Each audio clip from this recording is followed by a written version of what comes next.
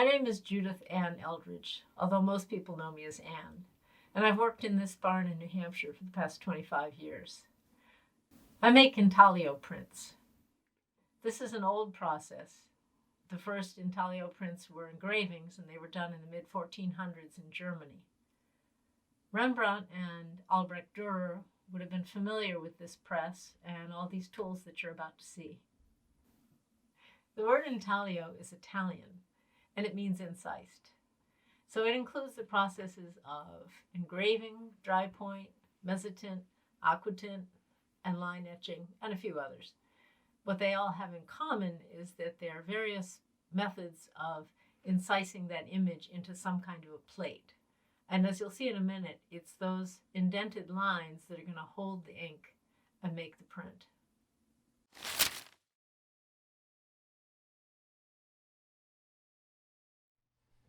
All right, so this is grounding the plate.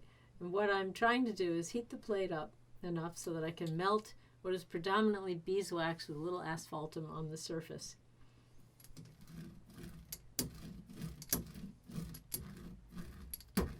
And I'm trying to get as thin a coating on there as possible because that'll make it easier to draw through the wax to remove the wax and expose the plate.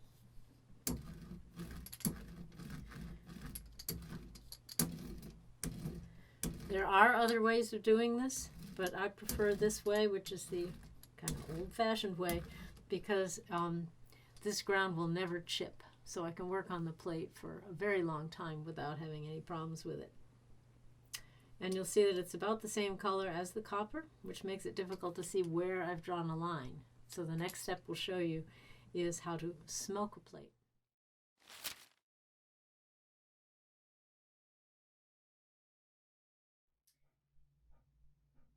All right, this is the smoking of the plate, which, as I said, not everyone bothers with, but it makes a good ground. This is a dripless candle, fairly dripless, but it smokes a lot. And the nice thing about the beeswax is that it has a high burning point, so it's not going to drip off the plate. It's going to stay in that smooth finish that I worked on.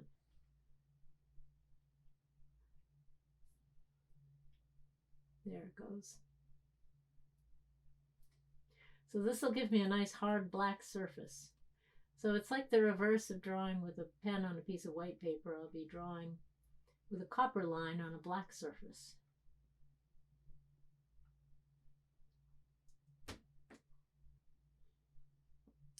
And if I'm reworking the plate, I can re-wax the plate and add more lines to the plate, and that ground is so thin that I'll be able to see the first lines I made through the wax. Okay, that looks pretty good.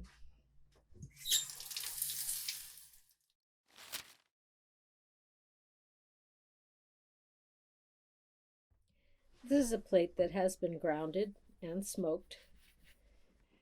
And you can see that it doesn't take much pressure. I'm just removing that black wax to get down to the copper. The etch solution is going to do all the work.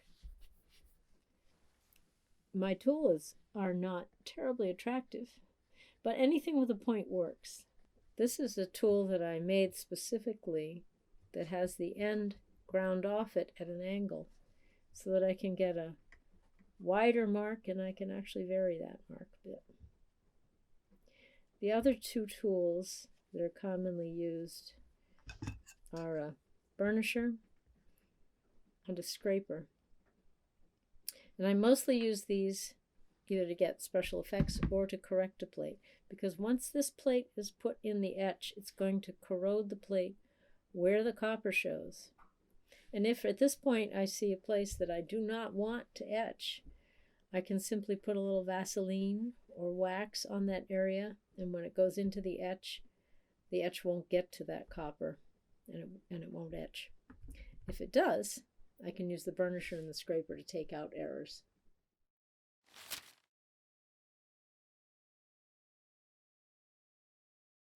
The other technique I use a lot, and it's a later development in the intaglio process is an aquatint, which means watercolor, and that's the effect it gives. It gives a tonal area that you can vary depending on how long you leave it in the etch or whether you manipulate it with a burnisher. So you're starting with a clean plate. It has to be very clean. And I'm going to dust rosin on it, which is a tree sap. And I'm using this homemade rosin box. So I'm setting the plate in the box. Oops. Closing the door. And using this also high-techy fireplace bellows to blow the dust around.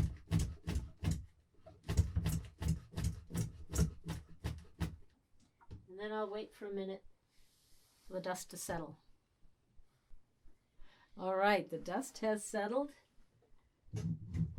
It's sort of like taking a souffle out of the oven. You don't want to whack it or breathe on it. There, I can tell it's done. So this has alcohol in it, and this plate has rosin dust on it. There we go.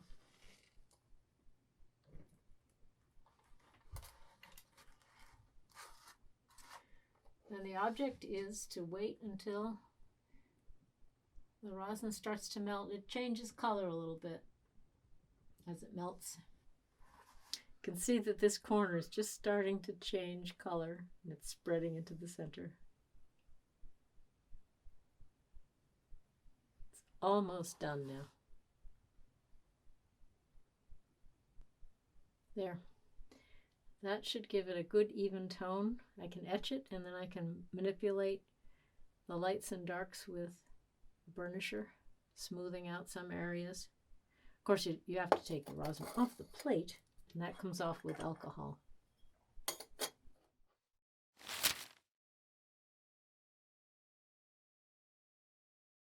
As I said, the etch solution is going to do all the work. And this is the ferric chloride. It's a dilute form, and its most obnoxious quality is that it turns everything orange.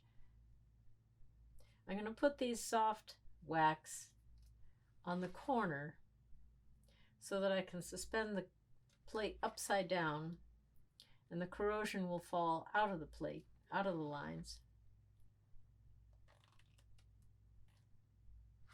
Comme ça. The back of the plate is covered with a plastic contact paper so that it doesn't etch through the back. Okay, it's been about 20 minutes, so I'm going to take this plate out now.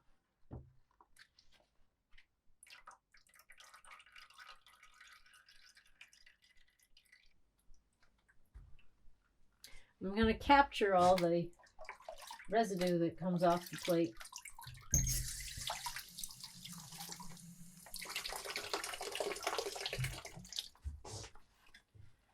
And the wax will come off with paint thinner. The aquatint rosin comes off with alcohol. And now I'll show you what printing actually is like.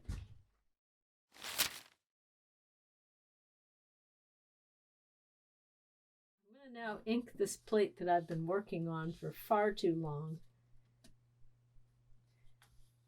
And the inks are made up mostly of dirt and linseed oil.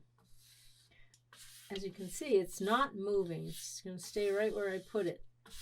So if I was doing a color plate, I could put different colors on different areas of the plate, and it would stay right where I put it. And I could get it printed in one pass on the press. This is just a proof, so I'm just going to print in one color to see what's on the plate and where I'm going to go from there. So I've got ink squished into those lines as best I can, and now I'm going to try and clean off the top of the plate, leaving the ink in the lines. And I'm using cheesecloth to do that.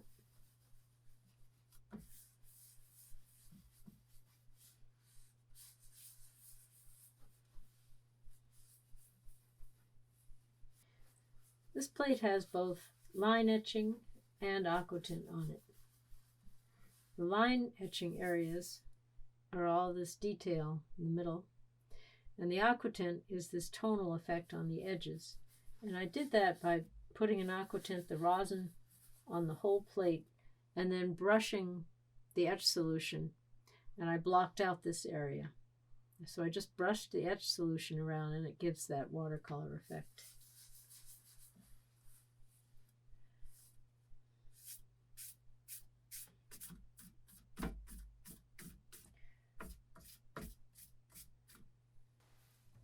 The last thing to do is to clean the edges off. I forgot to mention that I round the edges of the plates so that they don't cut the paper or the blankets on the press.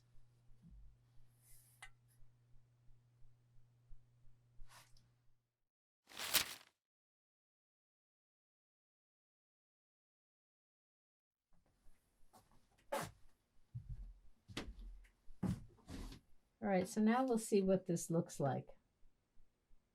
I've been dampening the paper all night, so it should be ready. The paper has a long fiber to it so that it'll go in and out of the lines without tearing on the corners.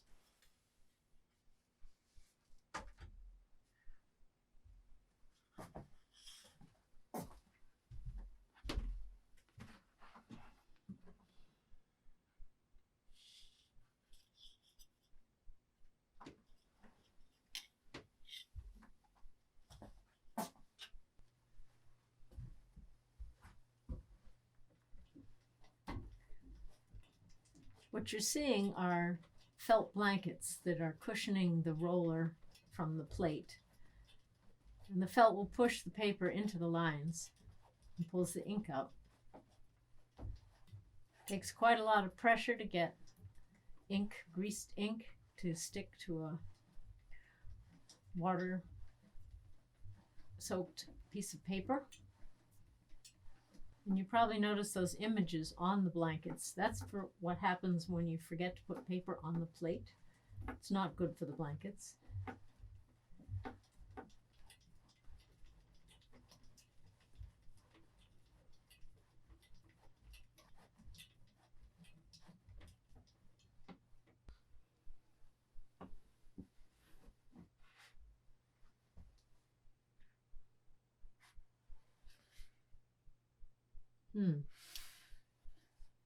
So this is going to sit on the wall for a while I think about what to do next. So there you have it, a brief introduction to the process. And if you have further questions, you can visit my website, where you'll also find a list of galleries and upcoming shows. Thanks.